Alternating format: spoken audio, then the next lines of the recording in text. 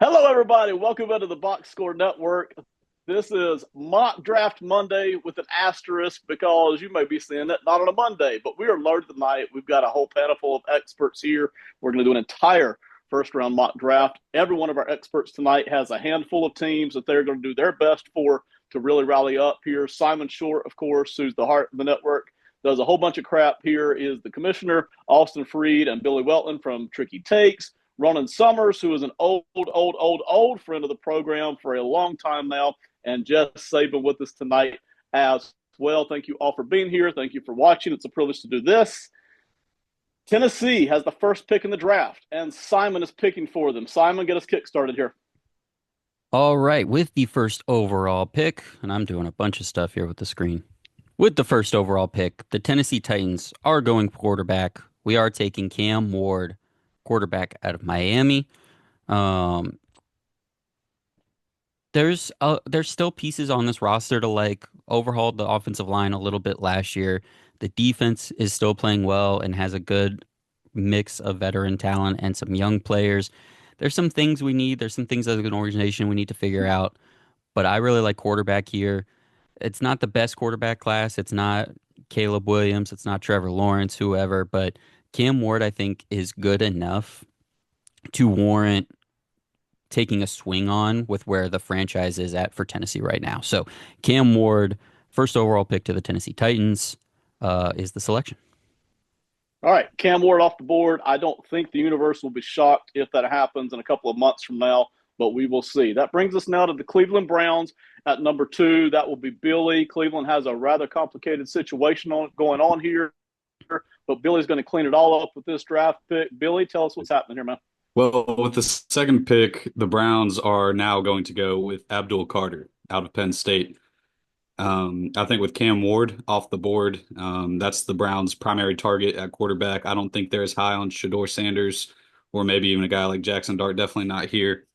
But all reports state that Cam Ward is the guy they're targeting at quarterback. And with him off the board and Myles Garrett's future in jeopardy, either you get a guy that can possibly live up to the hype and replace almost the production of Myles Garrett if he does end up moving, or you get a insane 1-2 punch with Abdul Carter on the other side of the defensive line.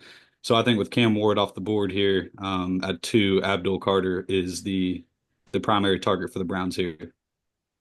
Billy, I've got 1,000 questions I want to ask you, but we can't spend a whole hour here on Cleveland. So we're going to leave it at that. Abdul Carter, who I think is one of, if not the most coveted player in this draft, figuring quarterbacks in there somewhere, is heading off to Cleveland. And that brings us to the number 3 pick overall, which is the New York Giants. And Jess Saban is going to bring us that. Jess, lay it on us, man. The Raiders are calling, by the way, if you're willing to So listen. that was something I was going to propose. Do the Raiders want to make a trade? The Go for Ra 3 to the 6. Raiders would love to make a trade. So All what would right. that be looking like? So that trade would be roughly. Oh wow! Of course they don't have that there. Um, that wouldn't actually take too much, I don't think. So the starting place would be 6 and the third round pick, 6 and 68 for 3 is what we're going with. We're using the Hill trade chart on Draft Tech that you can find, trade value chart. So that would be 6 and what did I say? 68 going to New York to go up to 3. New York will take that trade. All right, so will Vegas. All right.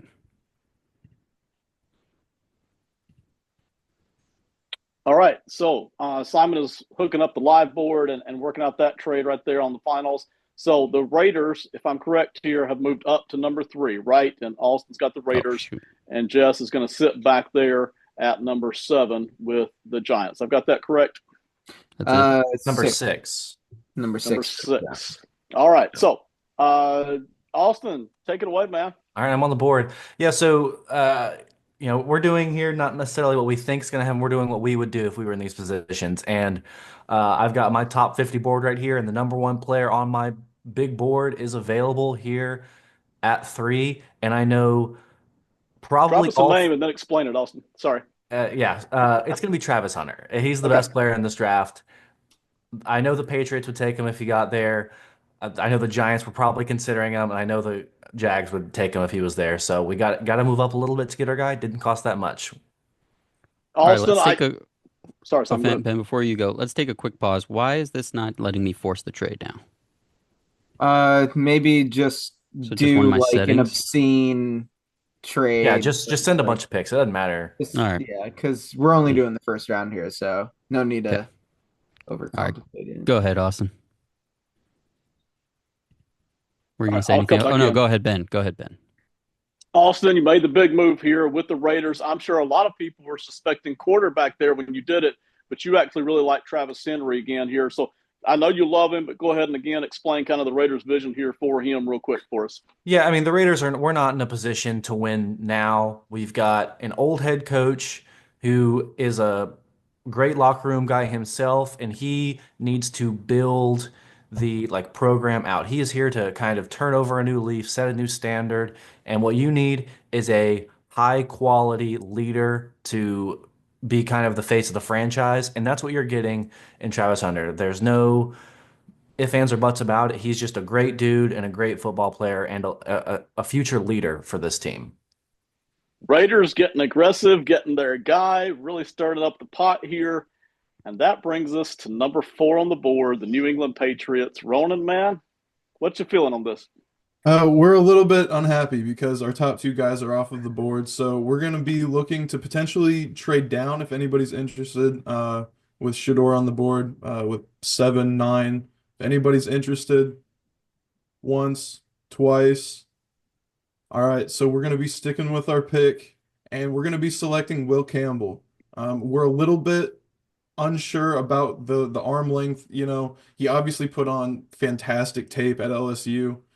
So there's proof in the pudding there. But if worse comes to worse, we can always kick him inside to guard. We're not super ecstatic, but we do think that Will Campbell can end up being a blue chip guy in this draft. We'll get to the Jaguars here in just a second. Ronan, real quick here. Obviously, a lot of people have the discussion offensive line, wide receiver. It's trending toward offensive line. It's trending toward Campbell. Did you give much thought here at all to wide receiver, or is it just no offensive line and it's Campbell? Absolutely, but looking at the situation, I think you could upgrade on both sides at tackle. So this is assuming you probably go and spend big money on one guy in free agency and then shore up that other side to keep May upright. Here we go. Number 5, the Jacksonville Jaguars, belonging to. That would be me now. Simon is back on the board here. Um, a lot of buzz out of the combine about Armand Membu, offensive lineman out of Missouri, plays right tackle. Some thought he was going to kick inside to guard, but the length and the athleticism was really shown. He's really been flying up boards. A lot of people are talking about him. For Jacksonville, this is about making sure that the offense has every opportunity that it needs because that's the side of the ball that needs to be successful. Liam Cohen comes over.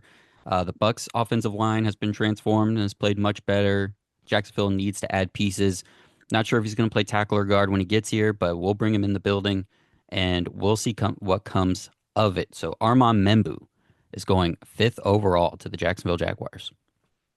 Membo, a name that is moving up the boards, no question about it. We'll see how high he goes, but Simon likes him good enough up there, and Jacksonville definitely needs the help. So there it is, Armand Membo from Missouri heading to Jacksonville. And that brings us back to Jess, back to pick number 6, back to the New York Giants, who were able to trade back, get some draft picks, and maybe still get the guy they're interested in here. I'm curious to see, Jess. Go ahead and drop the name on us and then tell us what you were thinking as you pulled this off here. So I will be taking Shador here, Shador Sanders. I was a little surprised. I kind of expected the Raiders to be trading up for the quarterback. Obviously, if this was, the real draft, I imagine the Giants would be getting a little more with that quarterback tax there. But we still get our guy. We fall down to 6. I imagine the Giants in real life are going to be looking to bring in a veteran. So Shador doesn't have to start right away, which is a concern a lot of people have. I don't think either Cam Ward or Shador are quite plug and play ready, like what we saw from Jaden Daniels this past year or CJ Stroud the year before. I don't think either one. But if the Giants do go the route that is now being speculated, the Aaron Rodgers route, sign Rodgers for a low contract, draft Shador, and now you're set up for the next couple of years there, hopefully. All right, so we're 6 picks in. 2 quarterbacks are off the board. Also, the red hot Abdul Carter, Travis Hunter are gone, and 2 tackles, Mimbo and Campbell, are off the board first here. Those are the top 6 picks. That brings us to the New York Jets. That's me. We're taking wide receiver Tedoroa McMillan. We've got a lot of people we like here. I had a list of about 6 different names here. I knew we had a chance at several of them. We are actually taking McMillan. We're tempted, honestly, by Mason Graham. We're tempted by Will Johnson, but we just like to be able to upgrade the offense here. Okay, so Tedoroa McMillan, we weren't even totally sure he would drop to us, but boy, we like his size. We like the fact that he wins battles. A little bit of question about the speed, but we're not necessarily going to use him as a speed demon. We're not expecting him to drop in here with a bunch of speed. We just really like this guy as a wide receiver, did not want to pass him up. So Tedoroa McMillan, wide receiver, goes to the New York Jets. And that brings us to the Carolina Panthers. Simon, back to you, man. If you need a minute, drop it on us. I know you got a lot going on here, but talk to us. No, we are ready. So with the 8th overall pick, the Carolina Panthers are taking Mason Graham out of Michigan. Arm length be damned. I think this team just needs defensive playmakers, disruptors, and I was willing to do it off the edge if I needed to at 8 overall, but let me kind of double down on this position in the middle. We have some veterans on this team, some really good players on this team, but guys coming off of injury. And Mason Graham, I think, if we can get the battery, get the middle of this defense right, that's going to make things easier for everybody else. So Mason Graham out of Michigan is the pick for the Carolina Panthers. So far on my side, I know we all look at it a little bit differently. There's no huge surprises here as to who's being taken. There's a little bit of surprise as to which teams are doing it, but not a shocker here. So that brings us now to number 9, the New Orleans Saints. Billy has the Saints. Billy, walk us through it, man. So the New Orleans Saints are going to take Mykel Williams here, an edge rusher out of Georgia. The Saints have a lot of needs, but most importantly on the D-line, they've got Peyton Turner, who they declined the 5th-year option on. Chase Young is likely going to find a new home next year. Cam Jordan is, I believe, entering his age 36 season. So Brian Bresee is a nice piece to have on the inside. He needs some help outside. Mykel Williams, really good run defender, and can also get after the pass rusher.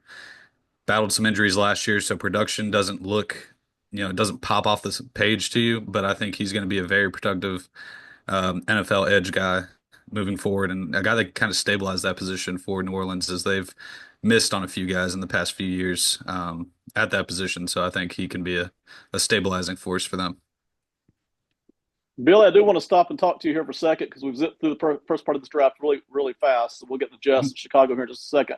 Billy, when it comes to Mykel Williams, is it just too good to pass up? I mean, obviously you got a ton of picks here, and the Saints don't have a bad roster, but is Mykel Williams just kind of too good to pass up here for you?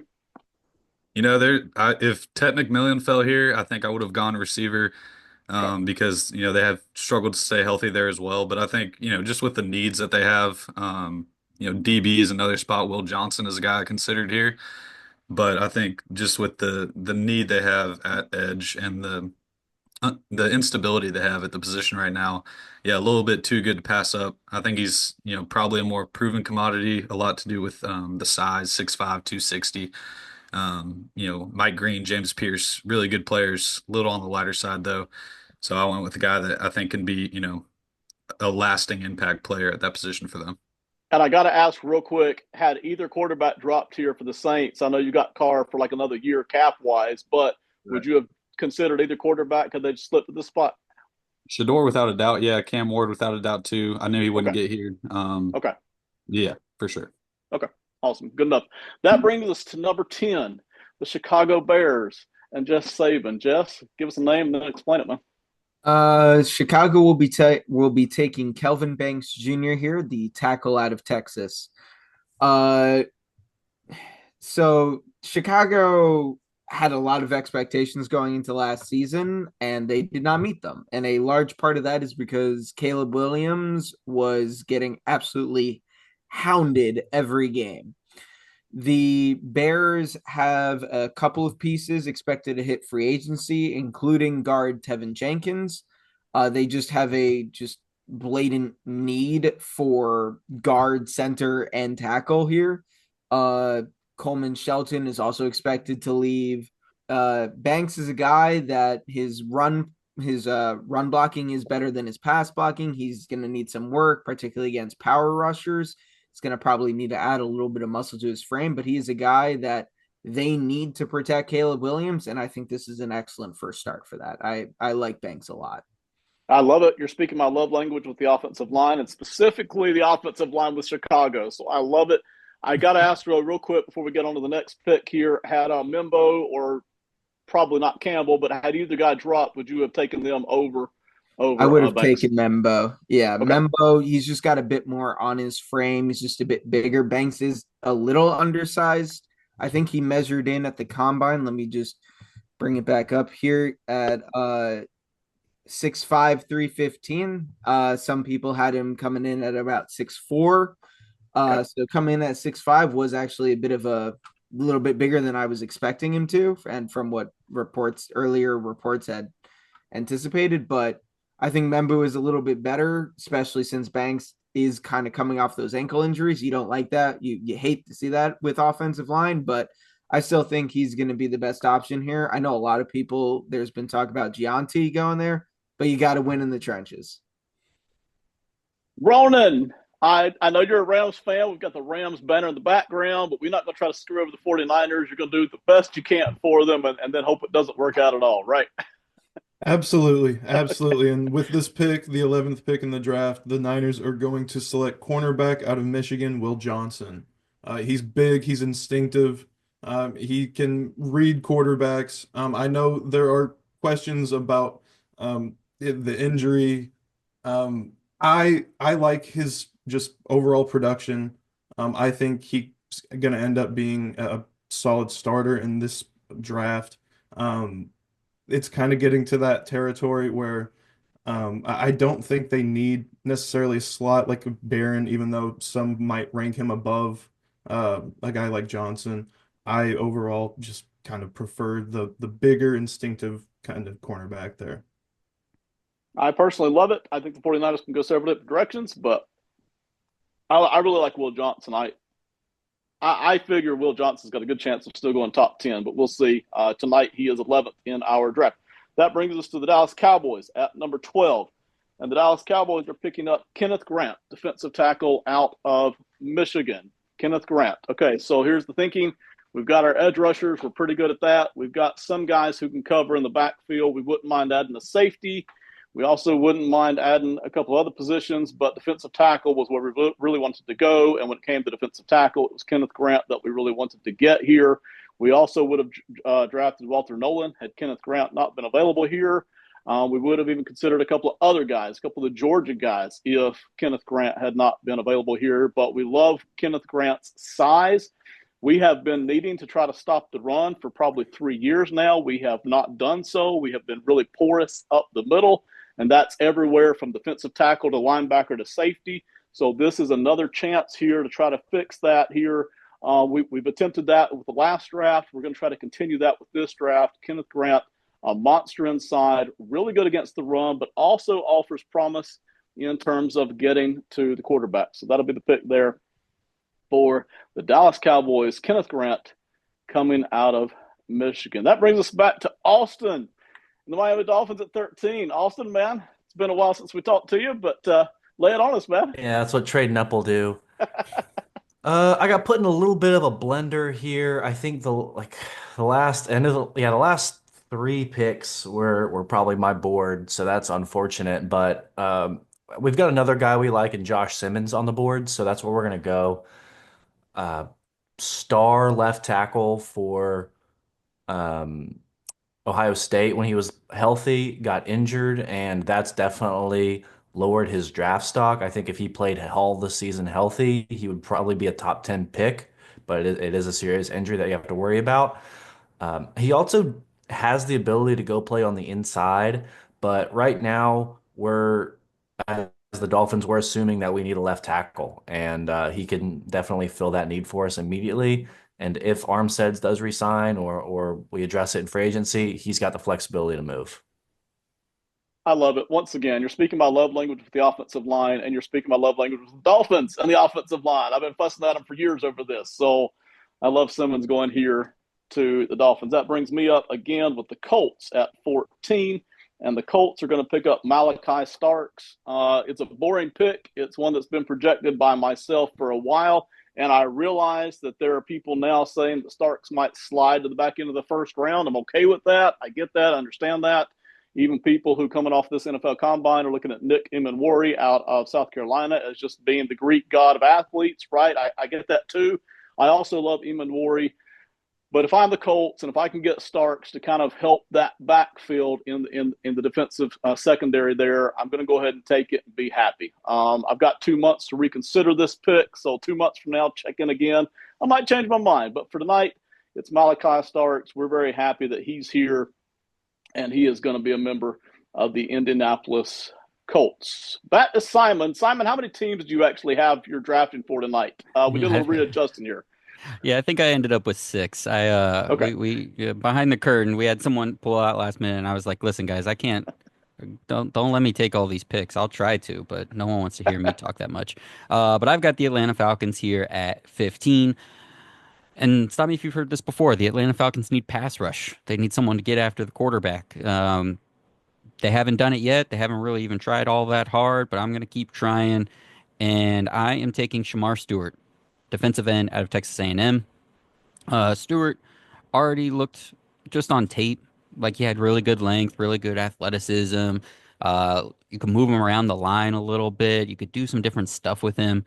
And then he goes to the combine and he's just explosive as all get out. I mean, a really 99th percentile kind of outing at the combine. He came in a little light to do it. That 267 is, I think, a little under what his playing weight probably is. So I don't think it's quite those numbers when game time comes around. But he has the tape, he has the film, he has the athleticism to match that. On top of that, great job at the Senior Bowl. Teams love that. So the Atlanta Falcons get really, I think, one of the best true like defensive end pass rushers in this class. You know, there's some tweener guys between a defensive tackle, defensive end. There's some linebacker, edge rusher hybrids. But a true kind of defensive end that can get after the pass rusher for Atlanta is the way I'm going here in Shamar Stewart. We'll get to Arizona here in just a second. Simon, I want to hang with you here for just a second and get a glimpse on the thinking. Shamar Stewart is rocketing up mock boards right now, even before the combine. But then he did what a lot of people suspected he might be capable of, and he blew up the combine too. So now he's really shooting up. It's kind of like the super jet fuel. Any other edge rushers you were tempted by, or was it no Stewart here done? I think for me here, if it was either Stewart or I was leaning towards one of those hybrid guys, Jalen Walker, a Jihad Okay. Campbell, even. The last time we did a mock, I think I had Atlanta and I went with Walter Nolan. I did kind of interior pass rusher, but I wanted Okay. somebody on the outside. And so if I could have gotten one of those linebackers who looks like a movable chess piece, who can maybe be a outside pass rusher on passing downs, or you kind of have some flexibility. I was interested in that, but really get a guy who I could just stick at one end of the line and feel good about was my priority. All right. Awesome. Awesome. Love it. Everybody's doing a good job so far. I expected no less. Number 16, Arizona. Billy, once again, been a while since we talked to you, but walk us through Arizona, man. Well, Arizona will continue my trend of drafting edge rushers, and I'm going to go Mike Green here out of Marshall. I think there's some interesting pieces at edge that's available here. Mainly James Pierce, Jalen Walker's another guy that we have mentioned, but I am going to go Mike Green here. I think the potential is through the roof. Productivity obviously led the NCAA in sacks last year. And I think just the motor that he plays with, and we kind of verified the strength at the combine, 28 reps. Didn't work out. Other than that, but I think the skill and the power that he has is going to make a difference for the Arizona pass rush that has really lacked some, real threat in a few years now. So I think that's one of their most pressing needs, and I think they address it here in the first round. Take Mike Green. Hey, I'm going to ask just you, Billy, because I think we'd get a different answer from everybody who covers this draft. What's the earliest you would start looking at Mike Green? Not even with Arizona, just on this first round board here, because I think there's a lot of teams that would love to have Mike Green, but they may or may not necessarily pick him when it's their turn because somebody else is there. But what's the earliest you would really start looking at him? I mean, realistically, I think around this 15 mark Okay. is where he, could see his name called with Atlanta. And that brings us to number 17, the Cincinnati Bengals. And Jess Saban is back on the board. Jess, give it to us, man. Cincinnati's going to be going with Jalen Walker, linebacker out of Georgia. Um, Cincinnati's got a lot of holes on defense. The tagging of Higgins today removes, in my mind, a need for wide receiver at the very least in the first round. And I was considering going edge here, as there's now speculation that they're looking to move off of Hubbard. They want to clear up some cap space because they want to sign Hendrickson and Chase, both of which whose contracts, at least speculation is right now, at the very least with Chase, I've heard, is they're nowhere close to getting that done. But they just need a versatile piece on defense. And Walker, you can put him pretty on ball, off ball. He's a absolute beast. So I think, they're going to go for that versatility here, theoretically be able to plug more than one hole. And I think they get one of the best chess pieces in the entire draft here. All right. I like Jalen Walker. I like him here to Cincinnati. The Bengals have one of the more unusual positions in the NFL in what they're looking at, not only from defense, but cap considerations here. So Jalen Walker, I think, will go a long ways toward helping ease some of that on defense. That brings us back to Ronan. I didn't realize this, man, but you're back on the board and you're drafting for another division rival here, the Seattle Seahawks, man. I sure am. I sure am. But I will not yet, because the Seahawks will be trading back with the Chargers if they are still interested. Yep. Okay, yes. Go ahead and do up that math, Simon. All right. So, guys, I could not get enough of my own voice, so I am trading up because I couldn't wait any longer. The Los Angeles Chargers are trading pick 22 and pick 86 per the Hill chart to the Seattle Seahawks for pick 18. And we are taking tight end Colston Loveland out of Michigan. Um, this- Shoot me, I guess. This just I wanted a Michigan guy for Harbaugh, but really I wanted a pass catching weapon. I wasn't too impressed with the wide receiver group. I didn't want to take another swing on a guy here in the first round. And I just wanted some more Michigan love for Harbaugh here. And peek behind the curtain. Austin's got two upcoming picks. When it was Austin and Peyton, I was worried about Loveland. And then Austin getting both these picks, I was still worried about him. So I wanted to pull the trigger here and get Loveland to the Los Angeles Chargers. I like it. Simon, you surprised me. I did not think that you were going to do a trade up at much of any point here, but here you Boom. are. Got All to right. keep you on your toes. Colston Loveland has been a name associated with the first round for a long time. Had kind of disappeared silently a little bit, is now surging back up. I feel fairly confident he will end up in the first round. And here tonight, the Chargers and Harbaugh have moved up to get him, and Seattle will drop back to number 22. So when we get there, y'all just remind me, Ronan will be picking at 22 for Seattle. That brings us to the Tampa Bay Buccaneers at 19. And that was one of our other guys that now belongs to. Belongs to me. With how the board fell, James Pierce Jr. going to the Bucks is definitely a good fit. Need an edge, and he is super fast. Got pretty good bend and size. He's really just a solid piece. There's not really too much to say about his game other than he is very athletic and is kind of has a pretty decent understanding of how to use his tools already, and we're hoping that will continue because it will need to continue as he, is going up against NFL caliber talent instead of just SEC caliber talent. But Obviously, he's done it against some pretty good talent there. So James Pierce Jr. edge goes to the Bucks. The Broncos now, and the Broncos are tough. Obviously, we very much, as Simon knows, wanted Loveland, but we're gonna have to pivot now and go somewhere that is kind of shocking that he's on the board. Ashton Jeanty is still on the board, who is Yep. my number 3 player on my board. So that's just kind of screams value. I just wanted to say, like, my picks have been on my board. At number 3, I took my number 1 overall player. At 13, I took my 13th overall player. At 19, I took my 18th overall player, and then at 20, I took my 3rd overall player. So this is my draft strategy. I look for best available according to my board. I don't let the necessarily positional value influence it too much. Obviously, if there's two people close, I'll lean towards the positional value, but best available when applicable is kind of my draft motto. So yeah. Austin doing some A plus GM at the press conference after the draft work here. Just Yes. saying we got the 1 through 7 on our board We across did. the 7 rounds. We don't know Did. what everybody else is doing. Ginty falling to 20 here shocked me, by the way. Anybody else? No?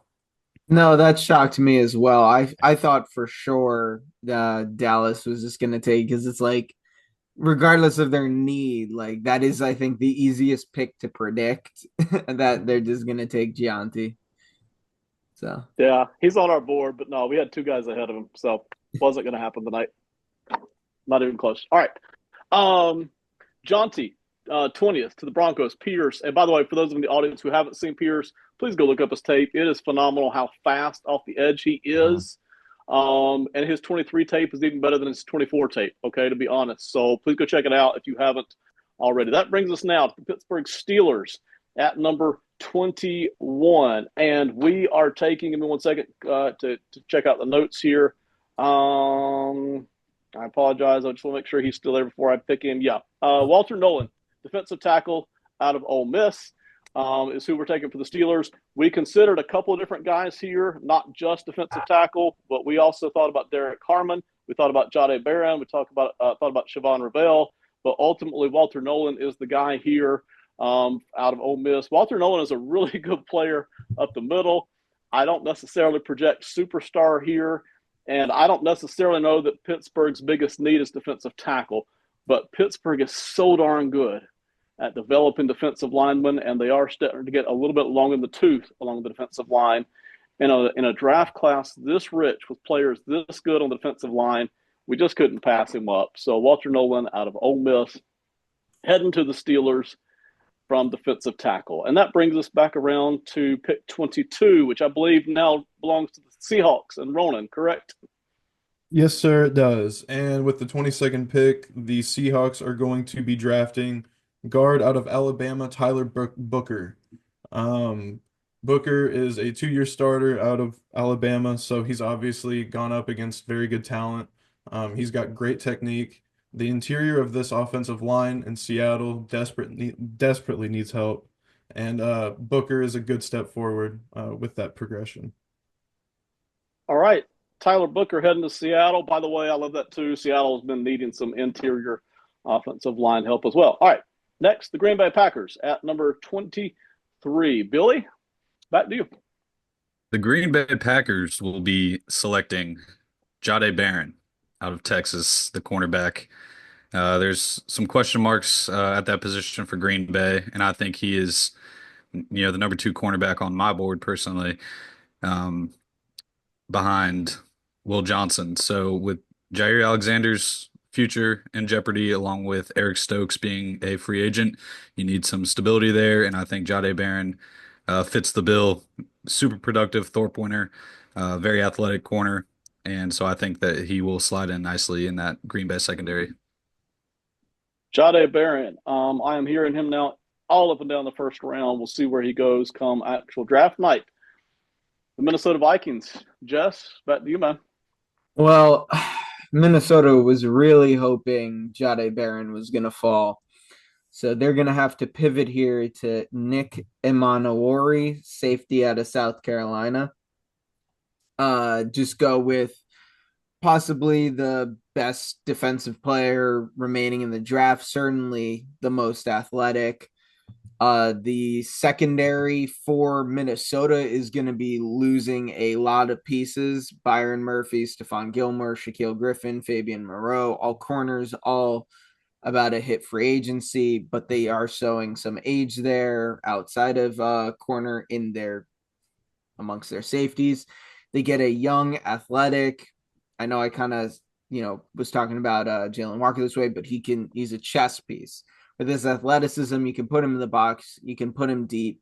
He's going to need to work a bit on his pursuit angles. He's going to need to work a bit on his hip flexibility, but he's just such a freak athlete that, that's something that you're going to be able to, take a bit of a risk on, be willing to say, you know what, let him develop a bit, because if he hits, he's going to hit.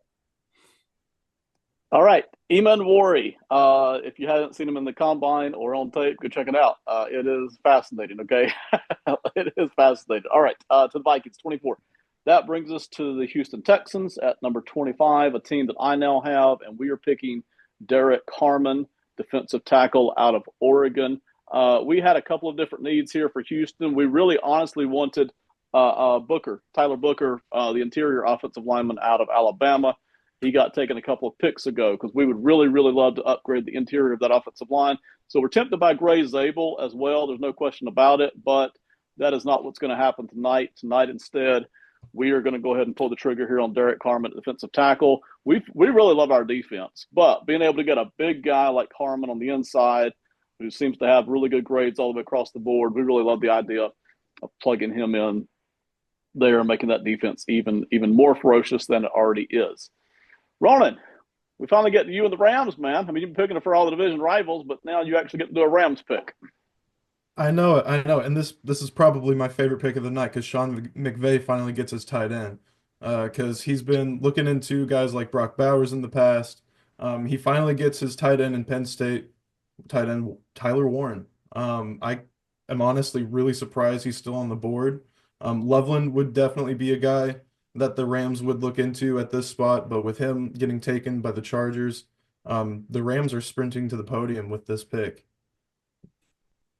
I love it. I love Tyler Warren. I, too, am a little surprised that he's still here. But, again, it just comes down to what these teams are looking for, what their need is. So Tyler Warren, tight end, goes to the Rams. That brings us up to the Ravens at number 27. And, Austin, back to you, man. Indeed. This is where you got to start playing the board big time. If you want a minute, we can give it to you. We got things to talk about because we've zipped through pretty fast. Yeah. Go. Let's do some recap real quick. All right. I want to ask a question. Simon, out of everybody that's still here, man, who are you most surprised is still on this board?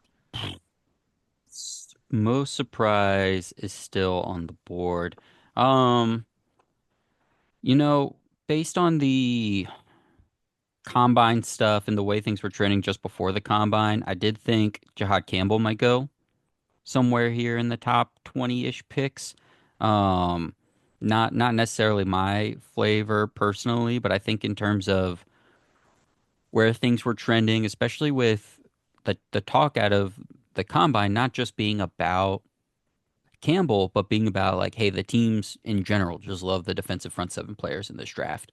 We're seeing guys like Jalen Walker and Shamar Stewart all the way at the beginning of the first round going higher in mocks than Mason Graham or Will Johnson or some of these other guys or Ashton Genty, the other guys that we had more in that top 15, top 12 before. We're seeing these front seven guys get pushed up. So I thought somebody like Jahad Campbell might be one of those risers going somewhere here in the first 25, 26 picks. I'm going to go to Billy real quick before I get back to Austin. Billy, you're sitting there. We're not going to do the pick tonight, but you're sitting there at pick 33 with your beloved Cleveland Browns. Just off the top of your head, who's on this board that you're like, wow, they might actually fall to us right here. We get the double dip here on these picks tonight. Who's got you excited that's still on this board? Yeah, I mean, I think Jahad Campbell is a guy that definitely fits what the Browns are needing on defense. Emeka Egbuka, we need an influx kind of at receiver. And Yep. then I think, let's see, I think those are the two main ones. Donovan Ezeruku, another guy out of Boston College. If we don't go with Carter there, I think early second round, he's some good value. He's very productive.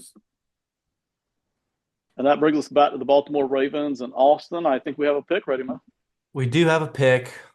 I want to go receiver here. It's a big need. There are so many good receivers, and as you might know, I am a receiver guy.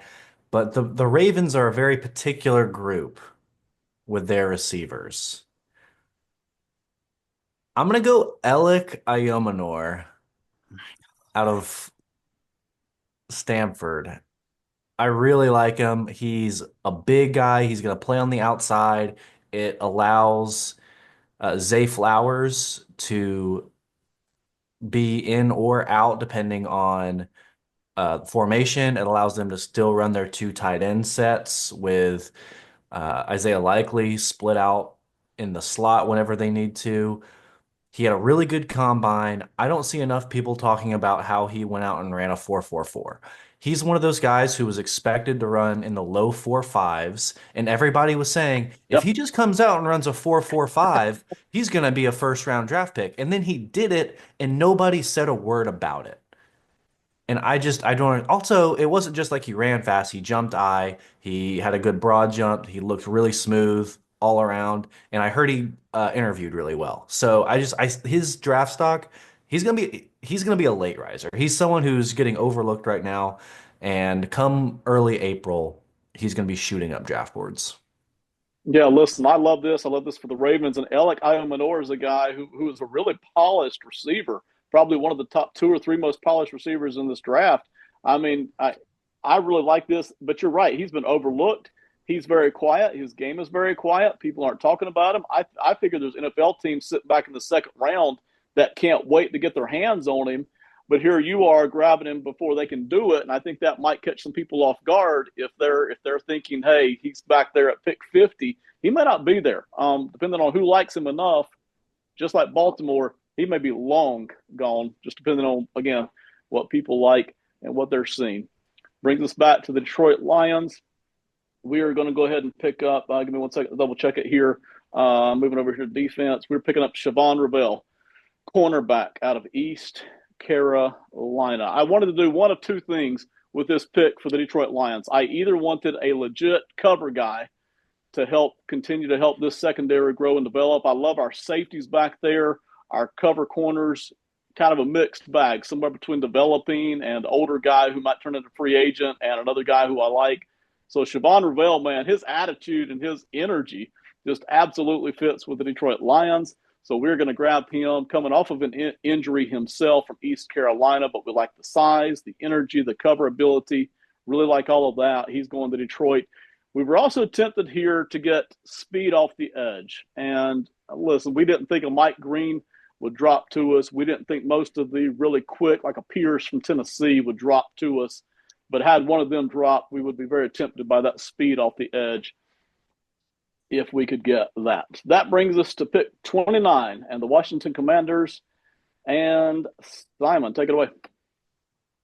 The Washington Commanders will be taking offensive lineman Gray Zabel out of North Dakota State to play here. You know, the Commanders obviously make the flashy move for Deebo Samuel, and that's a lot of fun. That takes care of one of the big needs. And it makes you think, okay, this team was in the NFC Championship game. They had a receiver, even if he's not what he was 2-3 years ago. Okay, this team could be ready to rock. And it could be pretty easy to forget kind of we've said this on these videos before, to eat your veggies, right? To really get into the trenches and make sure everything is sound.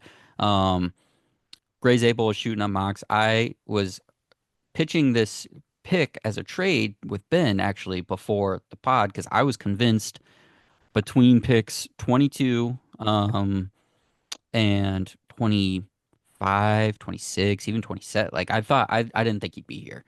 So to get Gray Zabel, who can be left guard immediately, over Nick Allegretti, maybe if Biotish isn't the guy long term, there's been talk about Zabel becoming a center. Maybe that can be my center of the future. Um, if Brandon Coleman, if for some reason there's a really bad dip in year 2 and he has to get benched or something, Zabel can, kick back out to tackle. I really like Ray Zabel here for Washington. Make sure everybody stays healthy. Make sure the run game stays productive. It's going to be really important for Washington to keep the momentum up. So doing that on the offensive line is my priority here. So Gray Zabel from North Dakota State going to Washington.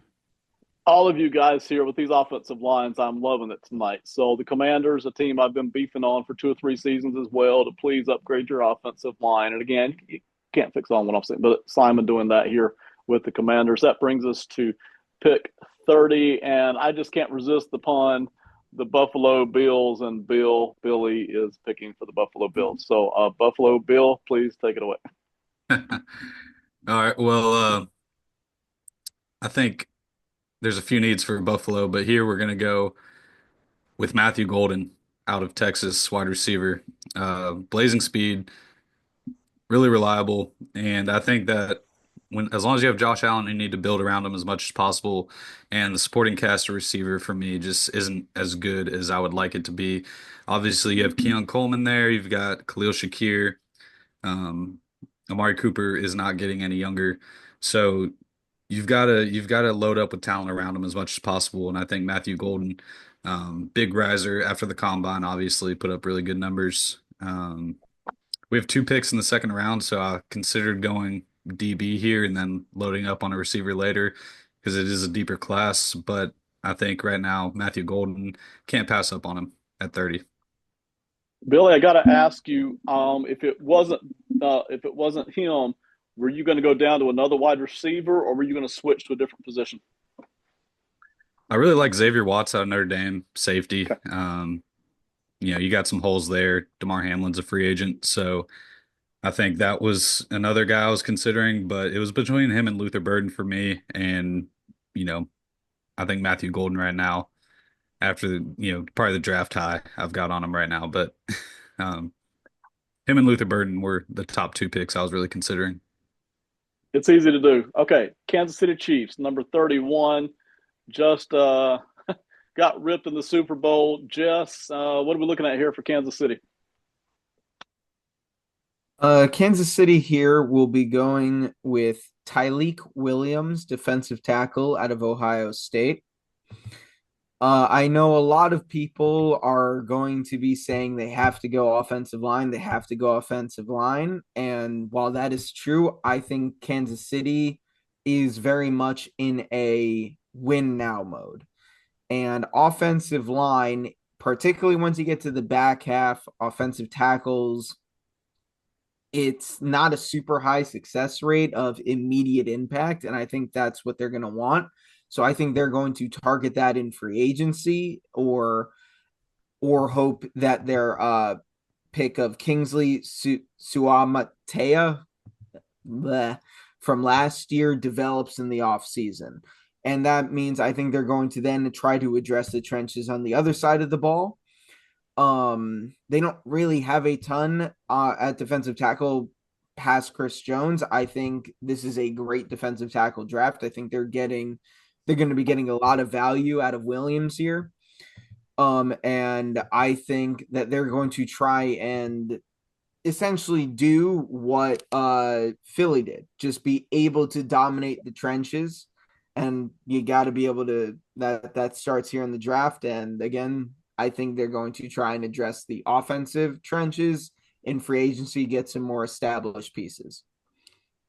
You can argue for Kansas City several different spots they might draft, but what you can't argue is pairing Tyleik Williams, who is maybe the best run-stopping defensive tackle in this draft, alongside of Chris Jones, with that incredible pressure on the quarterback. I love that pairing. It just fits hand in glove. Our last pick of tonight's draft is the Philadelphia Eagles, and that belongs to Ronan. Ronan, give it to us, man. Yes, sir. Assuming that the Eagles don't use this pick to go and get Myles Garrett, they're going to go and get another Texas A&M pass rusher and Nick Scorton. Just the rich get richer. They could use another pass rusher, I guess. I mean, they're already doing all right. But you look down the line and they're doing pretty okay everywhere else too. So I mean, they could look maybe to shore up that other cornerback position, but isn't a guy that's necessarily standing out to go across from Quinyon Mitchell and Cooper DeJean. So yeah, we're gonna go with Scorton here. All right, I love it. Just keep building on your strength. And listen, the Eagles are so good at this. All right, the mock draft is done. I want to go back around to everybody. And Jess, when I get to you, actually, I'm going to start with you, Jess. I want to talk about the Giants real quick as well, just like I did with Billy. Giants sitting there, 2 picks into the second round. Who's here that's got you excited? Maybe even somebody that you might not have thought would actually be there. Well, the board's The gone board's now, it gone. appears. The board died out. Board's Sorry, gone. everybody. But one of the names Anarchy. that intrigued me that fell was wide receiver out of Missouri, Luther Burden. I do not think he's getting out of the first round. And while I think that a team like the Giants, in terms of like what kind of wide receiver they need, I would prefer they go with a bigger body there. If he makes it to the second round like that, like I was thinking, with how things were going, maybe Golden would fall. A team like the Giants, you're not going to turn down, you shouldn't turn away a player of that caliber. I know he's not the popular name right now. Everyone loves Tet McMillan, loves Golden, even Emeka Ibuka, who I believe fell out of the first round in our draft here as well. There are pieces here for offenses, and with how the wide receiver market is booming right now, it can't hurt to take as many swings at that as you can in the draft and try and go as cheap as possible. Yeah, absolutely. Those were a couple of the notable names that slipped out of the first round was Luther Burden and Emeka Ibuka. Austin, I'm going to come to you next, man. Final thoughts here on anything here on this draft. Yeah, I think the fall of the skill positions was just shocking to me. We saw Jeanty fall. Omarion Hampton didn't get drafted. He's probably the best player left in this draft, if you're just not counting positional value or anything. And as Jess just mentioned, Burden and Ibuka are both first round talents, I think. And then we saw Tyler Warren fall all the way down. So he ended up getting picked, but way later than you'll see almost any other mock. So the fall of the skill positions, and I don't think it's because we don't like them. I think it's because there are so many good ones in this class. And it's more of a playing the board of why take this guy here when I can wait till next round and potentially get a guy almost as good as him. So that just goes to show you what we think. I think of this draft class in terms of just the skill positions. And this is why I love having all of you on here, because when it's just one or two guys, right, you kind of get one or two streams of thought. We've got 6 different guys on here, and still we've got names that like Burden or Ibuka who didn't get picked, or Jonty who slid. We're all picking for 5 or 6 different teams, and we still see this. So boy, building the mocks is one thing, but when it's actually our turn to go grab for guys, it's fascinating to see who gets grabbed and who doesn't. Ronan, you next, man. What you thinking about the draft tonight? It was a lot of fun. I was really surprised, like you guys mentioned, with the skill position guys, the Warrens, the Hamptons, the Burdens. But it's also a testament to how good the front four, I guess, the defensive line is in this class, because we saw so many defensive tackles get taken where, typically we'll see maybe 2 max go in the first round. But this year they've got some dogs in the front four. Billy, man, how you feeling about the tonight's draft? Yeah, obviously surprised to not see Jackson Dart go in the first round from one of Austin's picks here, but Close. yeah. There's still time. There's still time. Overall, I mean, yeah, I'm on board with everybody else. The skill position, especially receivers, very deep. And, it's interesting to see. We've kind of seen the running back market kind of see a resurgence, especially in free agency, kind of that value increase a little bit. So we'll see if Marion Hampton does see his name called on day one, when it comes time to actually draft. So Billy, I was going to mention it back when the pick was made, and I forgot. So I'll go ahead and mention it now because you did. Jackson Dart. I had a trade in place with the New York Jets to move up to the Commanders. Simon mentioned that he had a trade in place. I had a trade in place that the Commanders would do it, where the Jets would move up to the Commanders spot and actually pick Jackson Dart at quarterback. So while we didn't do that in the high end of the first round, sorry, Austin. but then it came to Simon had his guy there. So that's what happened there. Simon, final thoughts on the draft, man? I'm apologizing to the listeners, to the viewers, and to Austin for Jackson Dart not being taken in the first round. That's on me now that I know. That's disappointing. Shout out to technology. That was fun. Hope you all enjoyed. Hope that all made sense for the most part. But really, the real thing is when, I don't know, November, December, where everyone's like, this is kind of a down draft. Maybe you see a lot of trade backs, right? Where we're talking about trade backs. But then the Senior Bowl happens.